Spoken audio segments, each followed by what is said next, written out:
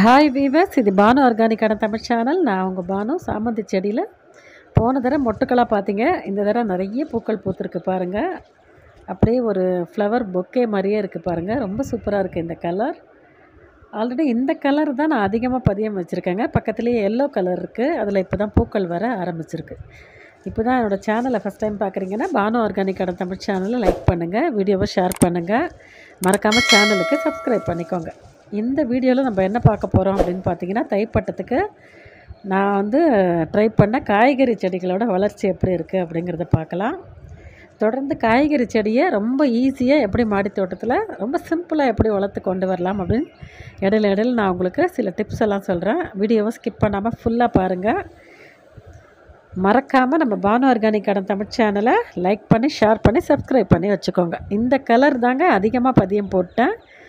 Yellow அந்த ஒரு செடி தான் இருக்குது. அடுத்த தடவை நம்ம எல்லோவை நிறைய பதியம் போட்டு பூக்க வச்சு காட்டணும் அப்படின்னு நினச்சிட்ருக்கேன். இது இன்னும் 2 மாதம் தாங்க பூக்கள் இருக்கும். இப்போவே பார்த்திங்கன்னா வெயிலோட தாக்கம் ரொம்ப அதிகமாக இருக்குது. இதை ஒரு ஷேடான இடத்துல வச்சுருக்கிறத பாருங்கள். இந்த செவத்து பக்கம் அவ்வளோவா உங்களுக்கு வெயில் வராது. அந்த மாதிரி வெயில் குறைவாக இருக்கிற செமி ஷேடான இடத்துல வச்சு வளர்த்திங்க அப்படின்னா இந்த மாதிரி உங்களுக்கும் நிறைய பூக்கள் பூக்கும்.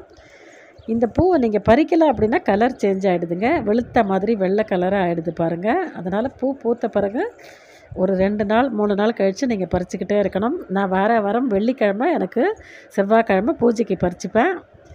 பூக்கும்போது அந்த மாதிரி டார்க் பர்பிளாக இருக்குது. நம்ம பறிக்கலை அப்படின்னா 2-3 நாளில் கலர் சேஞ்ச் ஆகிடுதுங்க வெயிலில்.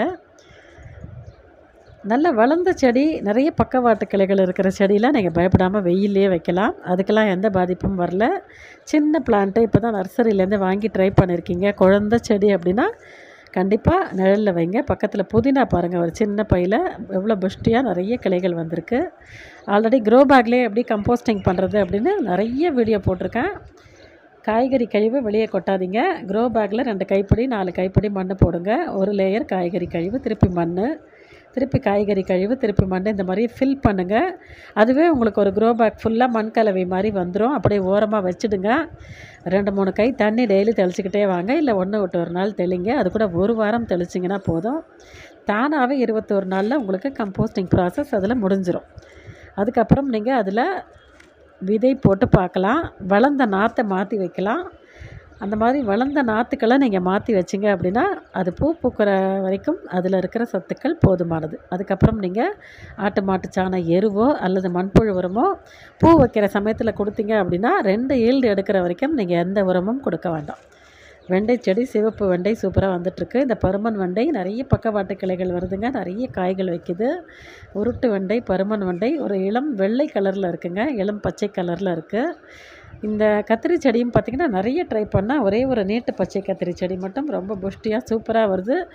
இதுவும் பார்த்திங்கன்னா நான் கிச்சன் கம்போஸ்ட் பேக்கில் தான் வச்சுருக்கேன்.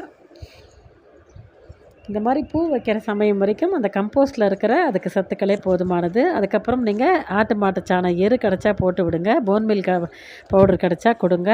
கடலை புண்ணாக்கு கிடைச்சாலும் கரைச்சி ஊற்றி விடுங்க. சிவப்பு வெண்டையிலையும் காய்கள் தொடர்ந்து வந்துக்கிட்டே இருக்குது. நம்ம இந்த பொங்கலுக்கு நான் ஊனி வச்ச கரும்பு பாருங்கள், சூப்பராக வருது கரும்பு. ஆனால் கீரை பையில் வச்சுட்டேன். அதுதான் அது மாற்றி வைக்கணும். அதை தக்காளி செடியும் நான் விதை போட்டு ட்ரை பண்ணுறதே கிடையாது. கம்போஸ்டிங்லேருந்து எனக்கு தானாகவே முளைக்கிற தக்காளி செடி, அதுவே ஒவ்வொரு சம்மர்லேயும் தொடர்ந்து எனக்கு நிறைய காய்கள் கொடுத்துக்கிட்டே இருக்குது. கம்போஸ்ட்லேருந்து முளைக்குது அப்படின்னா நம்ம காய்கறி கழிவில் பச்சையாக தக்காளி குப்பையில் அழுகி போனதெல்லாம் போடுறோம் பார்த்திங்களா, அதுலேருந்தே உங்களுக்கு நிறைய தக்காளி செடி கிடைக்கும்.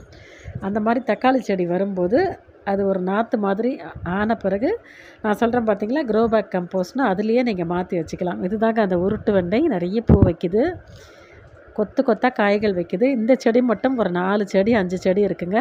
சிவப்பு வெண்டையில் 2 செடி இருக்குது. இந்த வெண்டையோட இலைகளை பாருங்களேன், இதுதாங்க நிறைய பக்கவாட்டு கிளைகள் வைக்குது. அப்படி வைக்கிற கிளைகள் எல்லாமும் பூ காய் வந்துக்கிட்டே இருக்குது. இந்த தைப்பட்டத்துக்கு நான் ட்ரை பண்ண செடிகளோட வளர்ச்சி, வெண்டை 2-3 ரகம் வச்சுருக்கேன். அதே மாதிரி யானை தந்தை வெண்டையும் இருக்குங்க. அதுலேயும் காய்கள் வந்த வண்ணமே இருக்குது. புதினா இருக்குது. கீரைகள்லாம் தொடர்ந்து போட்டிருக்கேன். அடுத்தடுத்த வீடியோக்குள்ளே நம்ம கார்டன் அப்டேட்டு தொடர்ந்து நம்ம பார்க்கலாம். இந்த வீடியோ உங்களுக்கு பிடிச்சிருந்தது அப்படின்னா நம்ம பானு ஆர்கானிக்கான தமிழ் சேனலை லைக் பண்ணுங்கள், வீடியோவை ஷேர் பண்ணுங்கள், மறக்காமல் சேனலுக்கு சப்ஸ்கிரைப் பண்ணிக்கோங்க. தேங்க்ஸ் ஃபார் வாட்சிங்.